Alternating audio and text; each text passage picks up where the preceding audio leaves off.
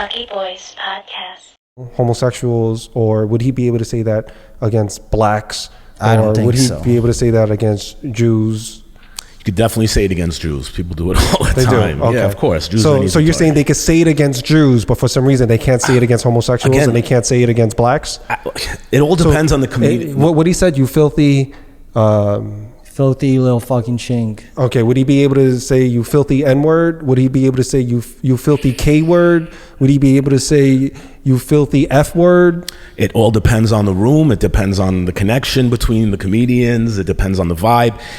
When I was reading, because I only got caught up to the incident with you a couple days ago, and when I was reading the replies, what they said was that you edited the video, so you just took like the worst parts, and you didn't upload your set before. Why would I?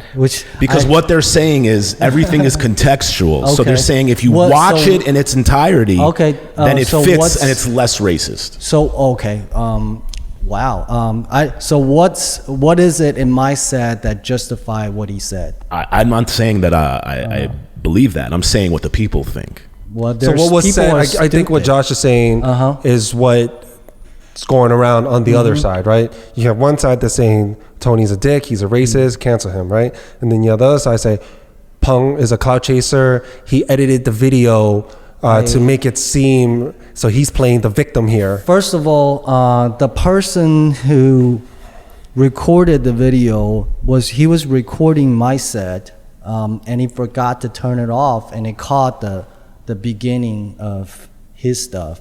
So it didn't catch everything he said, and you put it on if you upload something on Reel, that's 60 seconds. You can't put my whole 10-minute stuff. That's not what I want to show. It's that part of the set that I had the most problem with. So by editing, I cut it down. I don't see any problem with that. You cut it down? I didn't modify what he said, right? It's not like he didn't say chink. I put the chink into his mouth. I deep faked his face. No. Right. Did you take different parts and edit? No. To make it was seem exactly what he said. You just edit right where the reel cuts off. Yeah. That was you just cut off the rest of his set. Yeah. You just let him go on. I didn't have the rest of his set. First of all, I didn't have the rest of his set because the audience member recorded my set and didn't turn off the camera when he walks on. You just picked up from where Tony started and where you ended. Sure, there's and wherever the reel stopped at 60 seconds. Is that what you're saying? Yeah. Okay. Yeah. When you put it that way, when you say edit, it doesn't mean I ducked the video, right? I edit meaning I cut out the part from my set. And also, there's nothing. Well, you can watch the video. It's already out online. There's nothing I said justify. I don't think that justify it because I didn't call him, "Hey, Tony Hinchcliffe, you filthy fucking cracker." Right. I didn't say that. I didn't say, "Oh, white people are bad." I didn't say, "Oh, white people are racist." Can I ask you a question? Yes. Do you think if your set would have been different, hypothetically, you had different material and you hadn't touched on anything about race at all, do you think he would have done the same thing when he got on?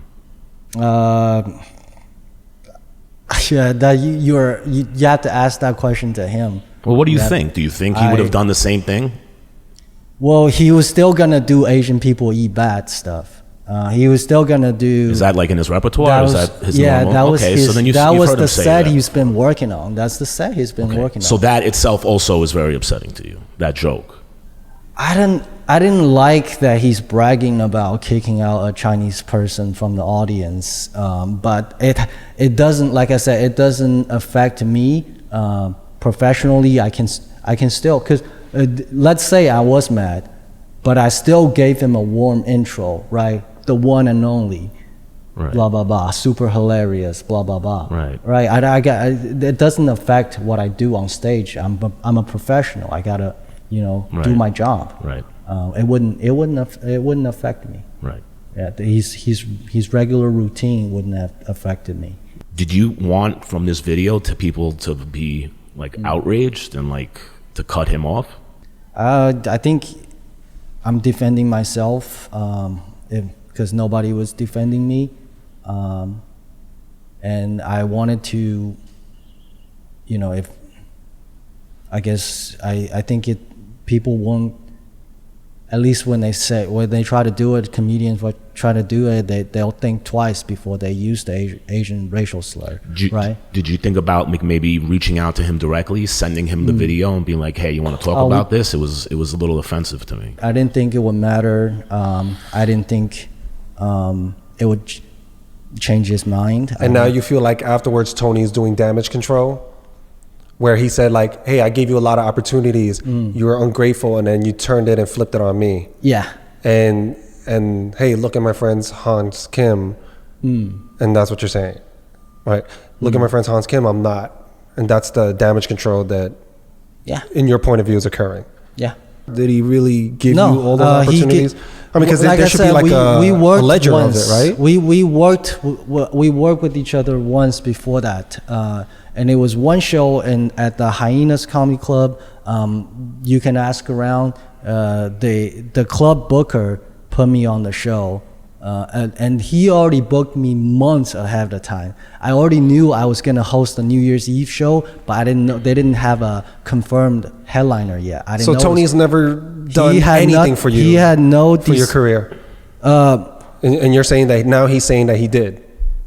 That you were on your way because of him. Well, he make it seem like he's giving me so much opportunity. He asked for me to open for him. He asked for me to do this.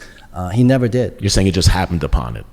Right. Well, because I was on the roster for that comedy club, right. And the opener, the booker that books opener put me on the show months ahead of time. I already knew I was going to do New Year's Eve show. They haven't had a confirmed headliner yet. And it just happened to him, just happened to be him. We just worked one night. Right. Yeah.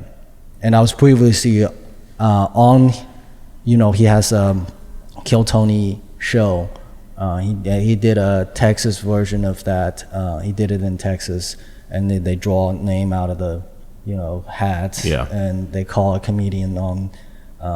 Everyone does like 1 minute. I did that. And that was the first time I ever met him. Okay. Yeah. So maybe he was referring to that as giving you a break?